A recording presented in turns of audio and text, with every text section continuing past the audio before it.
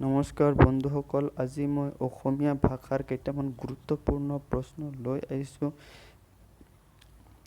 এই প্ৰশ্নকেইটা সচৰাচৰ টেট পৰীক্ষা বা অন্যান্য পৰীক্ষাত অহা দেখা যায়।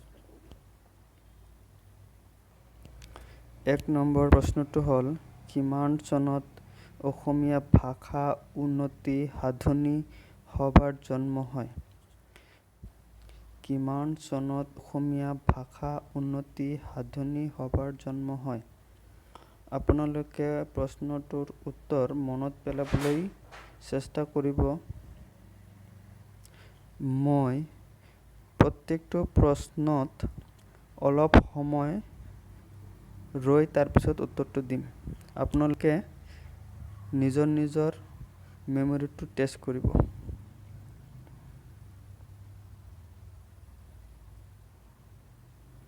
ইয়াৰ উত্তৰটো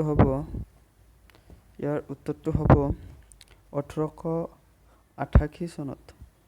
1888 চনত অসমীয়া ভাষাৰ উন্নতি সাধনী সভাৰ জন্ম হৈছিল। তাৰ পিছৰ প্ৰশ্নলৈ আহোঁ। নম্বৰ 2, কিমান চনত মণিৰাম দেৱানক ফাঁচি দিয়া হয়? কিমান চনত মণিৰাম দেৱানক ফাঁচি দিয়া হয়? কিমান চনত মণিৰাম দেৱানক ফাঁচি দিয়া হৈছিল? উত্তৰটো আপোনালোকে যদি পাৰে তেনেহ'লে কমেণ্টত জনাই দিব। উত্তৰটো হ'ব 1858 চনত। 1858 চনত। তাৰ পিছৰ প্ৰশ্নলৈ আহোঁ। 3 নম্বৰ, কিমান চনত কোচ ৰাজবংশ প্ৰতিষ্ঠা হয়? কোচ ৰাজবংশৰ প্ৰতিষ্ঠা কিমান চনত হৈছিল? কিমান চনত কোচ ৰাজবংশৰ প্ৰতিষ্ঠা হৈছিল? উত্তৰটো হ'ব 1515 চনত। উত্তৰটো হ'ল 1515 চনত। তাৰ পিছৰ প্ৰশ্নলৈ আহোঁ।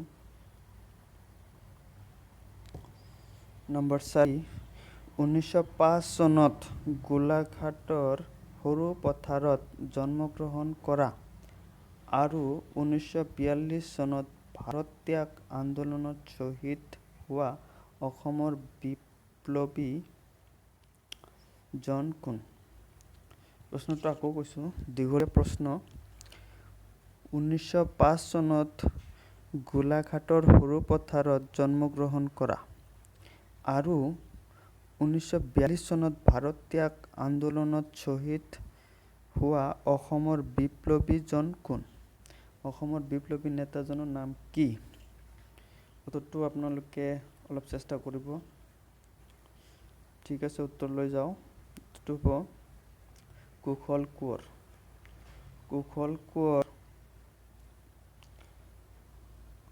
কুশল কোঁৱৰ আছিল 1942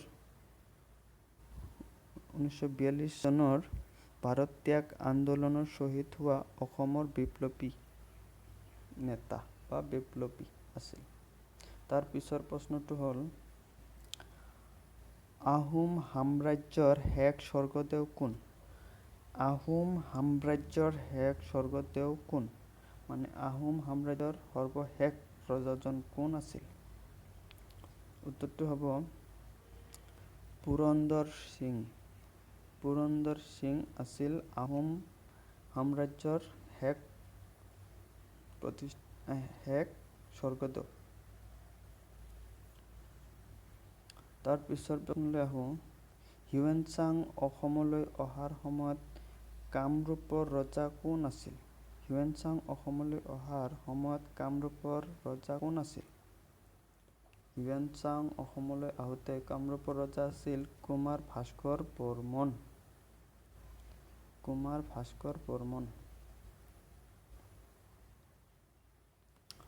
7 নম্বৰ, অসম সাহিত্য সভাৰ প্ৰথম অধিৱেশন কিমান চনত বহে? অসম সাহিত্য সভাৰ প্ৰথম অধিৱেশন কিমান চনত বহে?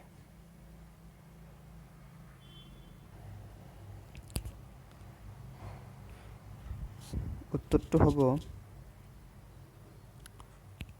1917 চনত। 1917 চনত উত্তৰটো। তাৰ পিছৰ প্ৰশ্নলৈ আহোঁ।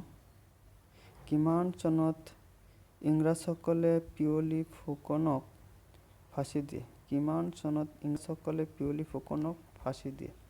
কিমান চনত ইংৰাজসকলে পিয়লি ফুকনক ফাঁচি দিছিল? উত্তৰটো হ'ল 1838 চনত। উত্তৰটো হ'ল 1838 চনত। তাৰ পিছৰ প্ৰশ্নলৈ আহোঁ। কিমান চনত মহাত্মা গান্ধী অসমলৈ আহে? মহাত্মা গান্ধী অসমলৈ অহাৰ চনটো কিমান আছিল? পাৰিলে কমেণ্টত জনাই দিব। উত্তৰটো হ'ল 1921 চনত। 1921 চনত মহাত্মা গান্ধী অসমলৈ আহিছিল। আজিলৈ এইখিনিয়ে। সকলোলৈ ধন্যবাদ থাকিল। আৰু মোৰ চেনেলটোত যদি নতুন হয় তেনেহ'লে মোৰ চেনেলটো ছাবস্ক্ৰাইব কৰি অল ন'টিফিকেশ্যন অন কৰি দিব। ধন্যবাদ।